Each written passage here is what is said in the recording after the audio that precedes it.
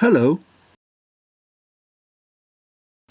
I'm Professor David Glyndŵr Penderyn Bevan Richards of the University of Mynydd Dinas.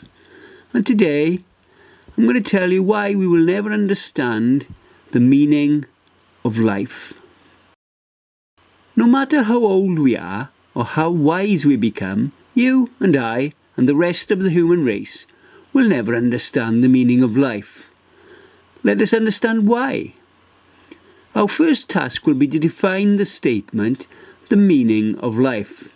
To do this, we need to define the individual words the, meaning, of, and life. And we will do this using a commonly accepted defining tool, the Oxford Popular English Dictionary. Definitions. Definition of the.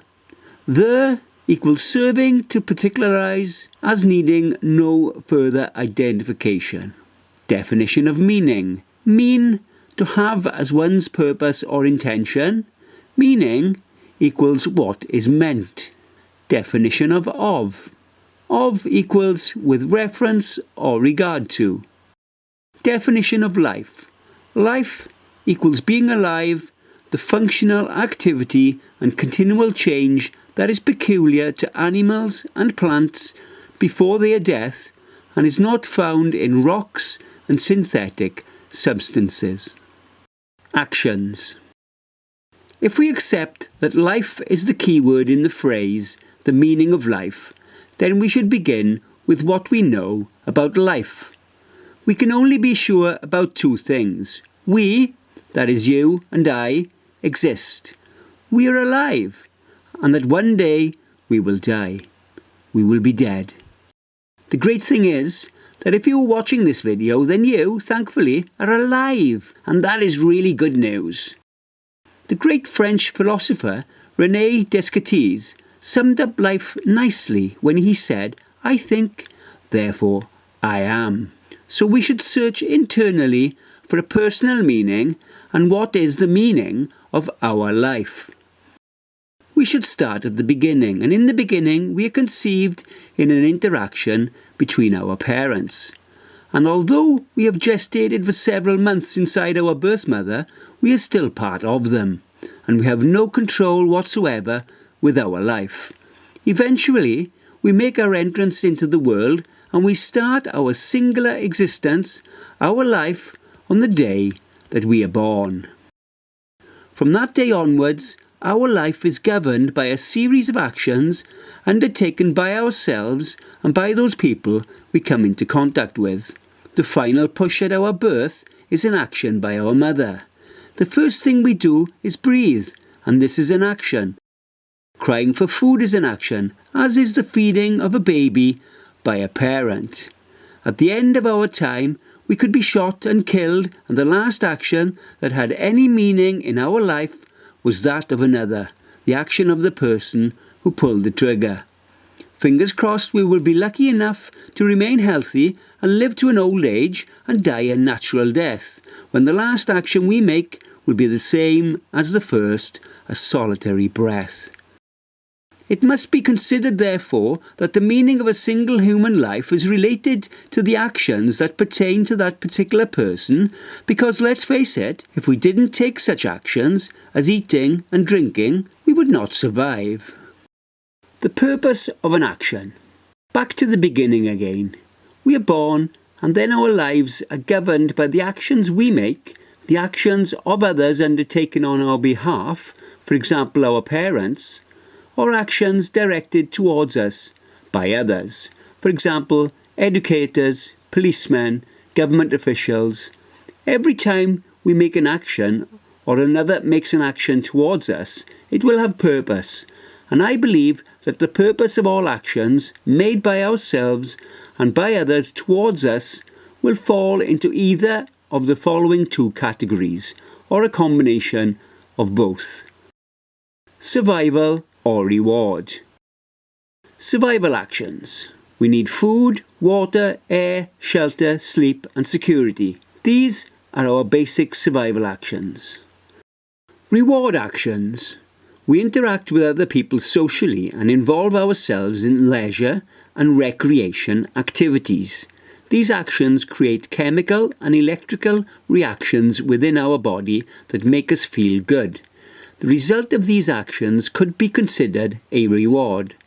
I will call these reactions body function rewards. Dual purpose, survival and reward actions. A good example of dual purpose actions are the enhancement of food and drink. We may only need basic food and drink to survive, but we can eat out at restaurants and other establishments to reward ourselves with nicer tasting food and drink. Another enhancement to these survival actions could be the accompaniment of a partner or group of friends. The consumption of this food and drink are dual-purpose actions. We need the food and drink for survival, yet we are gaining rewards from the enhanced taste and the company. The purposeful direction of actions. Personal actions directed towards ourselves. Our primary actions will involve survival. As babies, our actions are driven by the subconscious. We cry for milk, suckling on a breast or a bottle.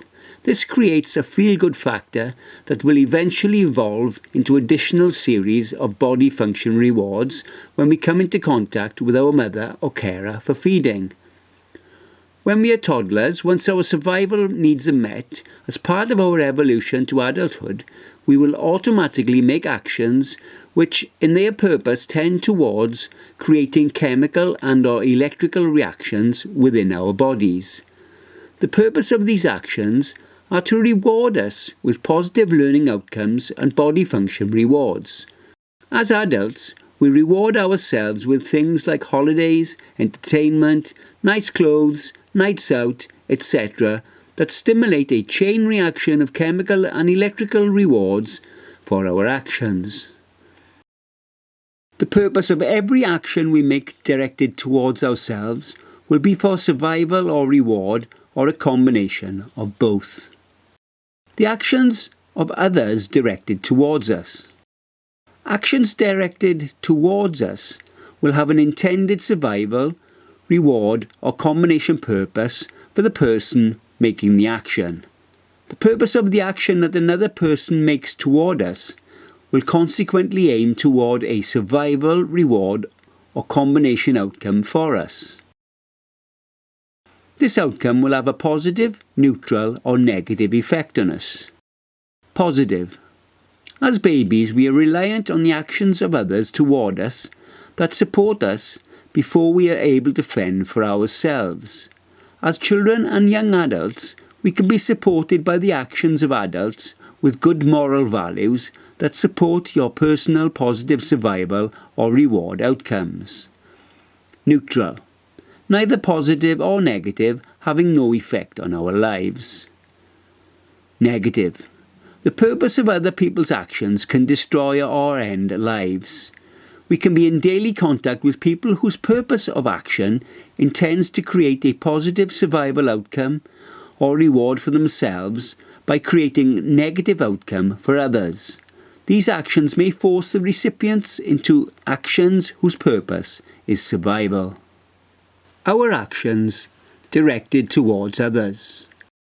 Likewise, our actions directed towards others will have the same possible outcomes for others, and they will be for survival, reward, or a combination of both. Conclusion. Based upon the above theoretical evidence and the definition of the keyword life being alive, the functional activity and continual change that is peculiar to animals and plants before their death, I would suggest that the meaning of your life is the collective survival actions taken by you and directed by others towards you during the course of your life. The meaning of human life is the collective survival actions taken by all human beings during the entire existence of the human race. The meaning of life is the collective survival actions taken by all living creatures during the entire existence of life in the universe. This being the case, We will never know the meaning of life as long as animals and plants live, and you personally will never know the meaning of your life, because that meaning cannot be calculated until after your death, which hopefully is a long, long, long way away.